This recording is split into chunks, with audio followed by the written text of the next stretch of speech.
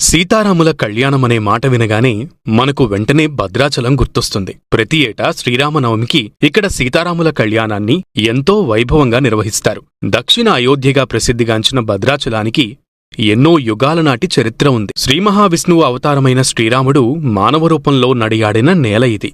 మరి ఎంతో పురాతన ప్రాశస్త్యం కలిగిన భద్రాచలంలో సీతారాములు ఎలా వెలిశారు? భద్రాచలానికి అసలు ఆ పేరు ఎలా వచ్చింది?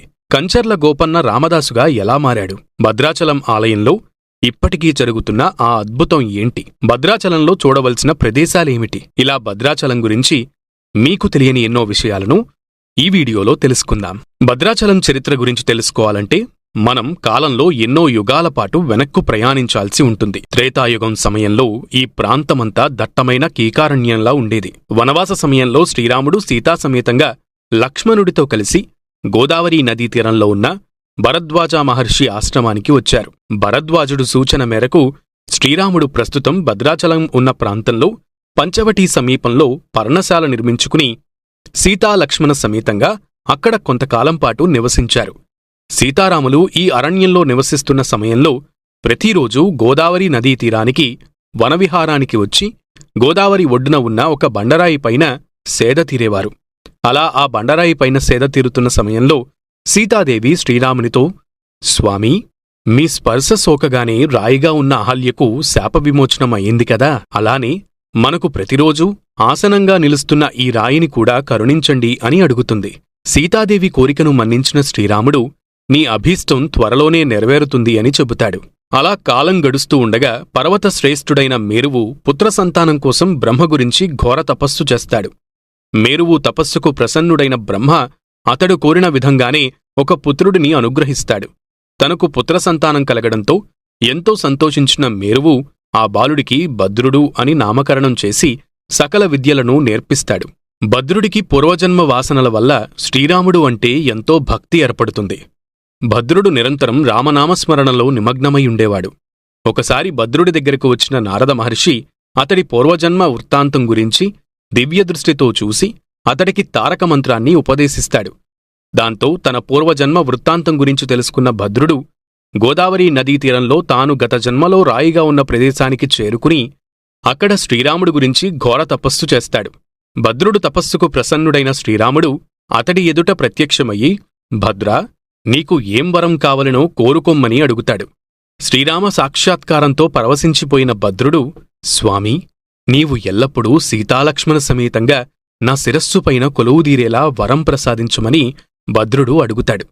భద్రుడు కోరికను మన్నించిన శ్రీరాముడు భద్రుడిని కొండగా మార్చి ఆ కొండపైన సీతాలక్ష్మణ సమేతంగా కొలువుదీరాడు.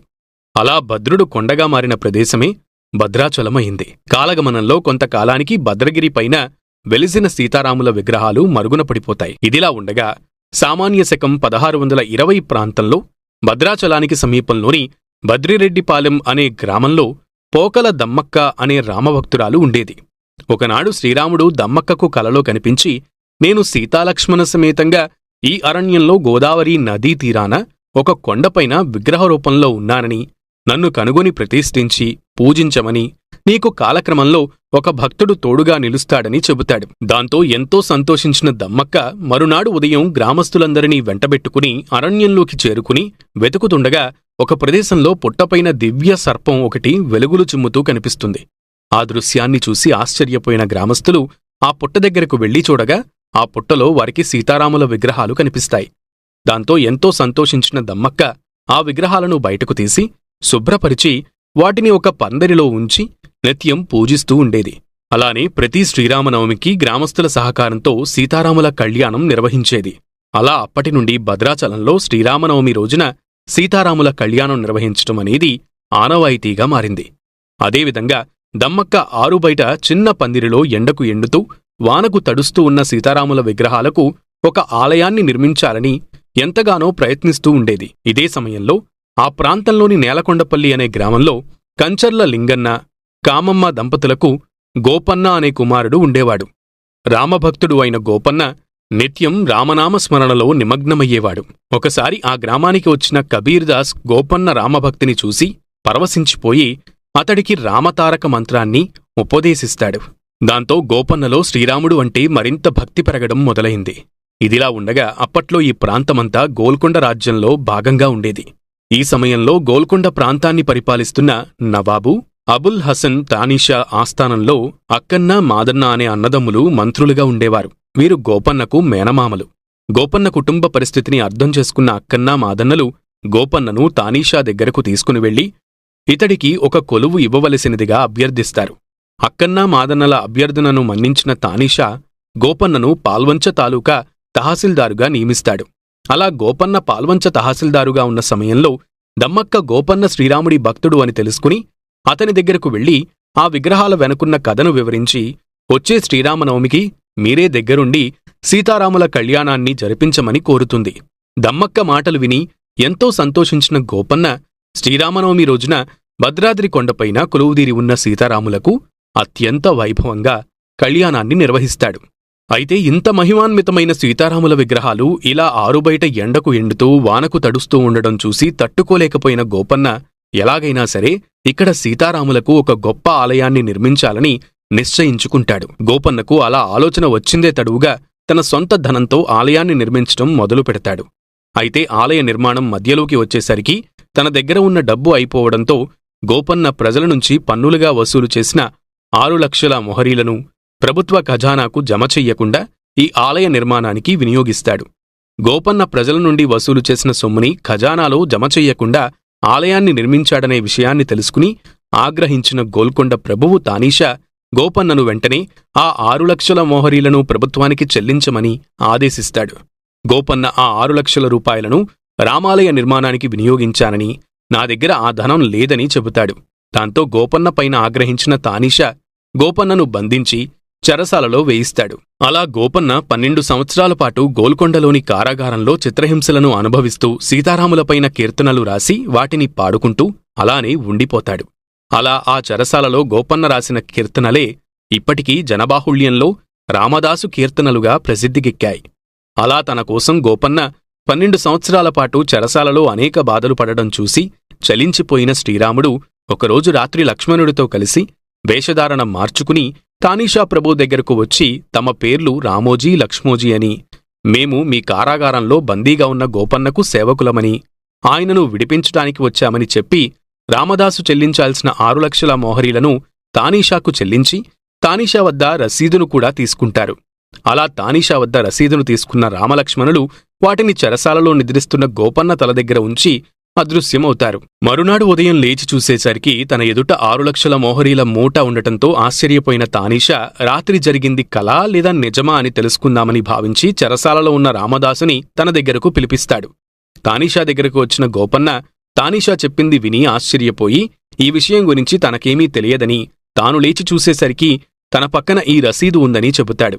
దాంతో ఇదంతా శ్రీరాముడి లీలాని గ్రహించిన తానీషా రాత్రి తన దగ్గరకు వచ్చి సొమ్ము చెల్లించినది సాక్షాత్తు ఆ రామలక్ష్మణులే అని తెలుసుకుని ఎంతో పరవశించిపోతాడు.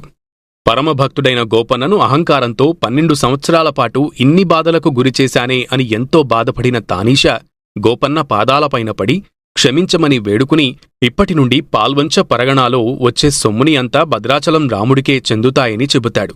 అలానే అప్పటినుండి ప్రతి సంవత్సరం భద్రాచలంలో నిర్వహించే సీతారాముల కళ్యాణాన్ని ప్రభుత్వ లాంఛనాలతో జరిగే విధంగా శాసనం చేశాడు. గోపన్నకిచ్చిన మాట ప్రకారం తానీషా ప్రతి శ్రీరామనవమికి అంబారీ మీద ప్రభుత్వ లాంఛనాలతో సీతారాముల కళ్యాణం కోసం ముత్యాల తలంబ్రాలను పంపించేవాడు. అలా ఈ ఆనవాయితీ అనేది ఇప్పటికీ కొనసాగుతూ వస్తుంది. అప్పటి నుండి నేటి వరకు అప్పుడు తానీషా ఏర్పాటు చేసిన సాంప్రదాయం ప్రకారం ప్రతి సంవత్సరం శ్రీరామనవమికి రాష్ట్ర ప్రభుత్వం తరపున సీతారాముల కళ్యాణం సమయంలో పట్టువస్త్రాలు ముత్యాల తలంబ్రాలు తీసుకువస్తున్నారు. ప్రతి శ్రీరామనవమికి ఎంతో అంగరంగ వైభవంగా జరిగే సీతారాముల కళ్యాణాన్ని కనులారా తిలకించటానికి తెలుగు రాష్ట్రాల నుండే కాక దేశవ్యాప్తంగా పలు ప్రాంతాల నుండి వేలాదిగా భక్తులు భద్రాచలం తరలివస్తారు. భద్రుని కోరిక మేరకు వైకుంఠం నుండి దిగివచ్చిన విష్ణుమూర్తి 4 భుజాలతో శ్రీరామునిలా కుడి చేతిలో బాణాన్ని, ఎడమ చేతిలో విల్లును ధరించి, అలాగే విష్ణువు మాదిరిగా కుడి చేతిలో శంఖము, ఎడమ చేతిలో చక్రంను ధరించి దర్శనమివ్వడం వల్ల భద్రాచలంలోని శ్రీరాముడిని వైకుంఠరాముడు అని పిలుస్తారు. సాధారణంగా ప్రతి రామాలయంలో శ్రీదేవి రాముని ప్రక్కన నిలుచుని ఉంటుంది. కాని భద్రాచలంలో మాత్రం సీతమ్మవారు శ్రీరాముని ఎడమ తొడపై ఒకే పీఠం పైన ఆసీనవతి అయి ఉంటుంది.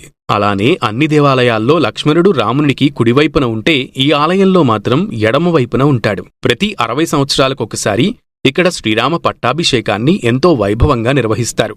శ్రీరంగంలోని రంగనాథస్వామి దేవాలయంలో అనుసరించే సాంప్రదాయాలు, విధివిధానాలను ఇక్కడ కూడా అమలు చేయాలని భావించిన గోపన్న పంచరాత్ర ఆగమం సాంప్రదాయాలను తెలిసిన శ్రీరంగానికి చెందిన 5 కుటుంబాలను భద్రాచలానికి ఆహ్వానించి వారి ఆధ్వర్యంలోనే ఇక్కడ పూజలు, అర్చనలు జరిగే విధంగా ఏర్పాటు చేశాడు.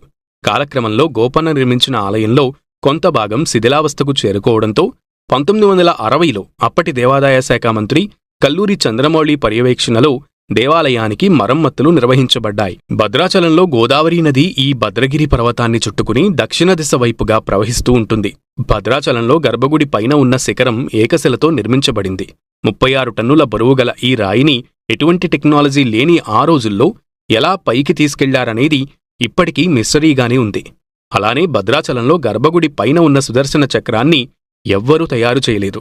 ఈ ఆలయాన్ని నిర్మిస్తున్న సమయంలో గోపన్న గోదావరి నదిలో సూర్యునికి ఆర్ఘ్యం ఇస్తూ ఉండగా ఈ సుదర్శన చక్రం నదీ ప్రవాహంలో కొట్టుకుని వచ్చి గోపన్న చేతిలోనికి చేరిందట. దాంతో ఎంతో సంతోషించిన గోపన్న ఆ సుదర్శన చక్రాన్ని శ్రీరాముని ప్రసాదంగా భావించి గర్భాలయం పైన ఏర్పాటు చేశాడు. అలానే భద్రాచలంలో ప్రతి ఏటా ఎంతో అంగరంగ వైభవంగా జరిగే సీతారాముల కళ్యాణంలో వినియోగించేటువంటి తలంబ్రాలను రామభక్తులు వడ్లగింజలను చేతితో ఒలిచి స్వహస్తాలతో తయారు చేస్తారు. వీటినే గోటి తలంబ్రాలు అని పిలుస్తారు. భద్రాచలానికి 35 కిలోమీటర్ల దూరంలో పర్ణశాలలో వనవాస సమయంలో రాముడు, సీత, లక్ష్మణుడు కొంతకాలం నివాసం ఉన్నారట. సీతారాములు ఇక్కడ నివసించారనేదానికి గుర్తుగా ఇక్కడ ఎన్నో ఆనవాళ్లు కూడా మనకి కనిపిస్తాయి. సీతాదేవి బంగారు లేడిని చూసింది, శ్రీరాముడు మారీచుడిని వందించింది, రావణాసురుడు సీతమ్మను అపహరించింది ఇక్కడేనట. భద్రాచలానికి 2 కిలోమీటర్ల దూరంలో ఎటపాక ఉంటుంది.